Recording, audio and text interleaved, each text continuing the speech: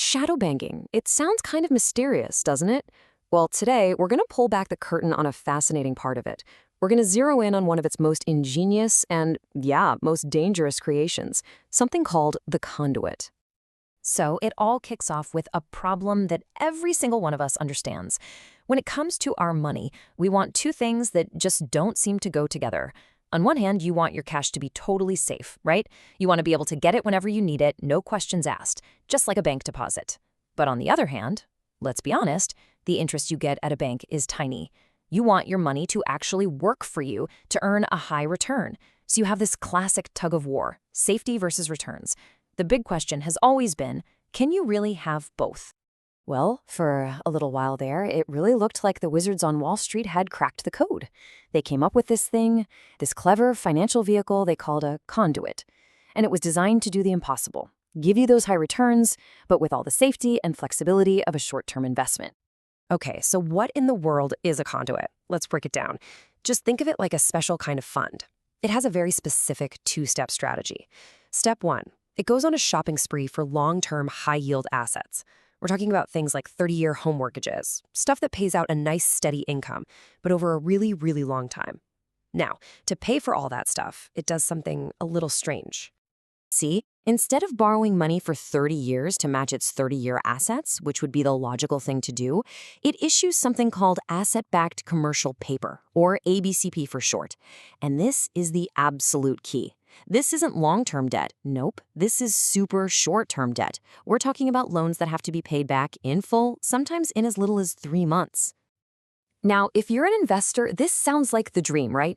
I mean, come on. You're getting a much better return than you would from a boring old bank account, but because you get your money back in just a few months, it feels super safe and liquid. It's like you've found the Holy Grail, the investor's dilemma solved.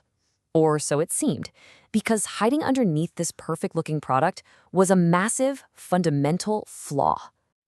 That hidden flaw has a name. It's called a maturity mismatch. And this one simple concept is what turns this whole elegant structure into an incredibly fragile house of cards.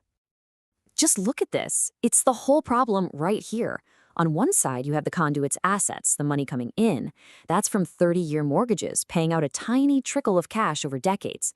On the other side, you have its debts, the money going out. And that's 3-month loans that demand to be paid back in full, basically right now. You're trying to pay a huge, immediate bill with a slow, long-term drip of income. You see the mismatch? Let's make this crystal clear with an example. Imagine a conduit goes out and buys a big portfolio of mortgages. And let's say that portfolio is worth 400 ounces of gold. This is its asset base. All right, so 3 months go by. How much cash have those long-term mortgages actually generated in payments? Well, not much. Maybe something like 5 ounces of gold? That's the actual income it's received. But remember that short-term paper it sold to get the money in the first place? At the end of those same 3 months, the investors who bought it come knocking, and the conduit owes them the full amount, 400 ounces of gold.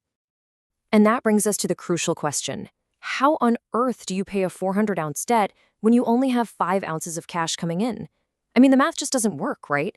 It seems impossible. There's a massive cash crunch literally baked into the very design of this thing. So what was their solution to this impossible problem?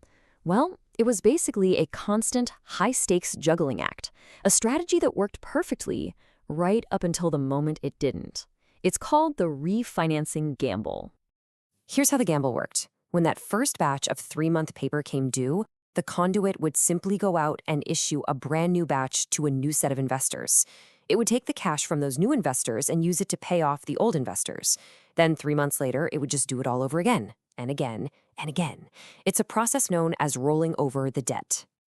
So the crucial point here is that this entire system is built on one single fragile assumption, that you will always be able to find new investors willing to buy the next round of debt.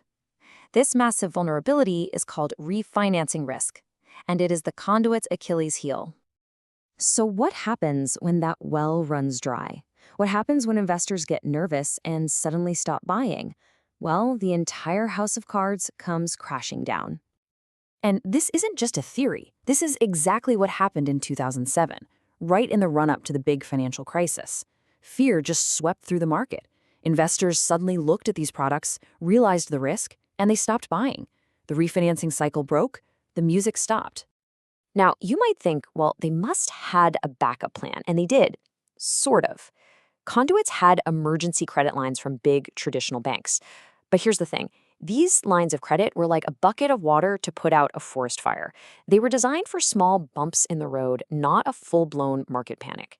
When everyone rushed for the exits at once, these safety nets were just not big enough to stop the collapse. The result was a catastrophe. Conduits were totally unable to pay back their maturing debt, and they fell into widespread default.